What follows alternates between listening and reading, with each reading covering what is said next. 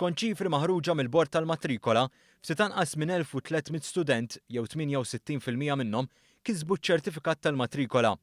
Għas-sessjoni tal-eżamijiet ta' Settembru b'kollox kien hemm 4270 student li poġġew għall-eżamijiet f'65 suġġett tal-O u A-levels. Minn dawn 2754 poġġew għall-eżami wieħed biss. L-Uffiċċju tal-Metzek qal li r-riżultati li kisbu l-istudenti fiż-żewġ sessjonijiet li saru f'Ġunju u f'Settembru li għadda jitqabblu tajjeb ma' ta' snin preċedenti. Fil-fatt jirriżulta li l-istudenti kisbu riżultati tajbin fl-4 suġġetti bażiċi li huma l-Ingliż, il-Malti, il-Fiżika u l-Matematika. L-istudenti li jagħmlu l-O-levels marru l-aħjar fl-eżami tal-Ingliż, ftit anqas minn 75% għaddew minnu, waqt li ftit anqas minn 76% għaddew mill-eżami tal-Malti.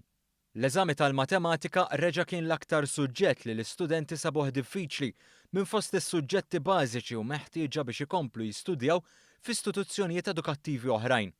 Dwar l-eżamijiet tal-matrikola, l-Uffiċċju tal-Metzek qal li b'kollox għadu għalihom ftit aktar minn 1800 student li minn dawn għaddew ftit anqas minn 1300, persentaġġ totali ta' 68%.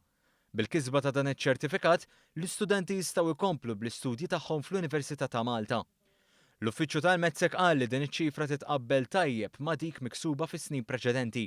Minkejja li bosta jelmentaw li r-riżultati tal-eżamijiet tar-resits idumu ma jaslu għand l-istudenti, l-Uffiċċju tal-Metzek qal li minkejja li l-ammont ta' studenti kważi tripla mindu tbiddlu r-regolamenti fl-2012, ir-riżultati dejjem ġew pubblikati sal-aħħar ġimgħa ta' Settembru.